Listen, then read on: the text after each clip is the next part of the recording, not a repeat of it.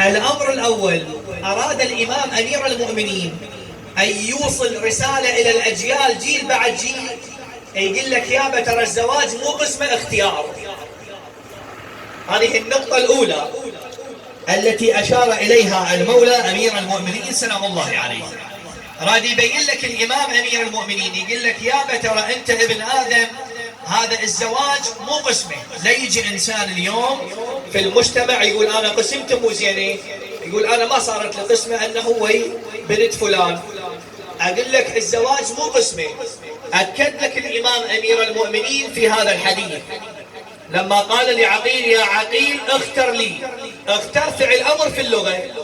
الأفعال عندنا في اللغة العربية تنقسم على 3 أفعال: فعل ماضي وفعل أمر وفعل مضارع. هنا جاء بالأمر أمير المؤمنين، قال يا عقيل اختر لي. هنا فعل أمر، اختر، اكتب، اذهب، هذه أفعال أمر. قال يا عقيل اختر لي امرأة. هنا راد يبين لك انه الفائدة الاولى الزواج، راد يقول لك يا ترى الزواج مو قسمه انما اختيار.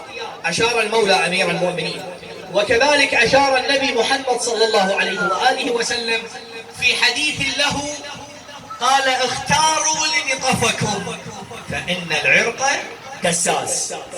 هسه النبي لما قال اختاروا كذلك فعل امر. هسه الفائدة الأولى التي بينها أمير المؤمنين سلام الله عليه الاختيار. إما الفائدة الثانية، الفائدة الثانية كذلك من ضروريات الدين، ألا وهي خلي بالك قال يا عقيل اختر لي امرأة ولدتها الفلول من العرب. هسه الفائدة الأولى شنو؟ قلنا بأنه بين الإمام من خلال هذا الحديث الزواج اختيار. الفائدة الثانية راد يقول لك الإمام أنه وضع الرجل المناسب في المكان المناسب. راد يقول لك أنت يا ابن آدم في هذه الحياة الدنيا ارجع لذوي الاختصاص. أنت لا تجي أنه تسوي بكيفك وتحكي وتتكلم بكيفك. يعني اليوم على سبيل المثال اللي عنده اليوم مريض وين يوديه؟ طبعا مو يوديه مثلا الواحد مثلا مزارع، يوديه الدكتور، صح ولا مو صح؟ عقيل ابن ابي طالب تقول الروايات كان نساب في العرب، نساب. الامام امير المؤمنين احترم اختصاص عقيل، طب هسه هو اعلم منه، احترم قال يابا ارجعوا ذوي الاختصاص. انت مساله ما تعرفها شرعيه ارجع الى مثلا صاحب الاختصاص. انت عندك فرق قضيه من القضايا اليوم في المجتمع ارجع لذوي الاختصاص. عقيل كان نساب ابن ابي طالب، فامير المؤمنين سلام الله عليه راد يخلي احترام لذوي الاختصاص. قال يا عقيل اختر لي امرأة، انت نساب، انت تعرف بالعرب، انت تعرف الناس، فانت تختار. انا اعلم منك صحيح وانا مفترض الطاعه صحيح، لكن ما اتجاوز على اختصاصك. تشوف اليوم بالمجتمع واحد هسه على مستوى رجالات الدين مثلا، مرات احنا قاعدين في جلسه، قاعدين مثلا في قضيه من القضايا، ينسال سؤال واحد مثلا من الجالسين يقول شيخنا شنو حكم هاي؟ يسالوني مرات شايفينها انتم رجل الدين يسالونه شيخنا شنو حكم هاي؟ القاعدين بالقعده مثلا 15 واحد 20 واحد كلها تجاوب هاي هيجي، قال هاي يجوز، هذا ما يجوز، هاي هيجي. خلي احترام لذوي الاختصاص. رجل دين قاعد يتسأل مسألة شرعية، انت مو اختصاصك، انت مع احترامنا لاختصاصك، انت حداد، انت طبيب، انت مهندس، انت مقاول، انت ابو اختصاص، لا تتدخل باختصاصك، لا تجي تقول هذا يجوز وهذا ما يجوز. ذاك اليوم الشيء يذكر جماعة في زيارة، صارت ساعة 4:30 العصر 5 العصر، صلاة الظهر بعدهم ما بصلينها، ساعة 5 العصر. قبل أيام كان الآذان تقريبا 6:30 7 إلا ربع كما تعلمون. انسألت مسألة شرعية، قالوا يا هسه احنا بال5 العصر صارت وبعدنا ما مصلين، هسه الصلاة شنو؟ أداء لو قضاء؟ تعرفون الصلاة أداء، قضاء، إتمام، أنه أوقات الصلاة زين.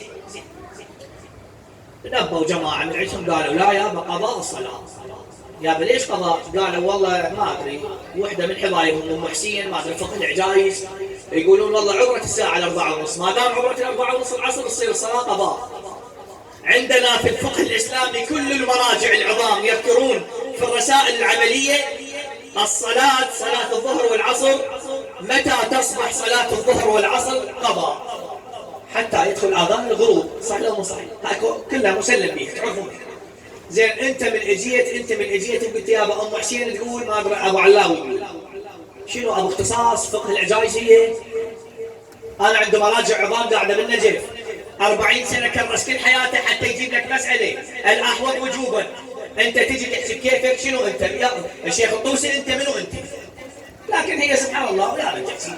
قلت له عنه ما يصير الا ياذن اذان المغرب يا قال شيخنا من يقول؟ قلت له والله ما ادري انت غير تعرف من يقول. كان شنو قلت غير انا باختصاص شنو هو من يقول؟ انا غير رجل دين انا اعرفه شنو؟ انت من تقول لي من يقول شنو هالقضيه هاي؟ انا غير رجل دين انا باختصاص. قال شيخنا من يقول؟ قلت له والله ما ادري يعني انا الظاهر شغلتي شنو؟ عنده بسطيه انا شنو شغلتي؟ غير انا اقول انا باختصاص. هسه موضوع الشاهد ليس امير المؤمنين ركز في هذا الحديث على جانبين. الجانب الأول أراد أن يبين الإمام أمير المؤمنين أنه الزواج اختيار. الجانب الثاني الذي أشار إليه المولى أمير المؤمنين سلام الله عليه أراد يقول لك يابا ارجع الدولة اختصاص مو يا عقيل.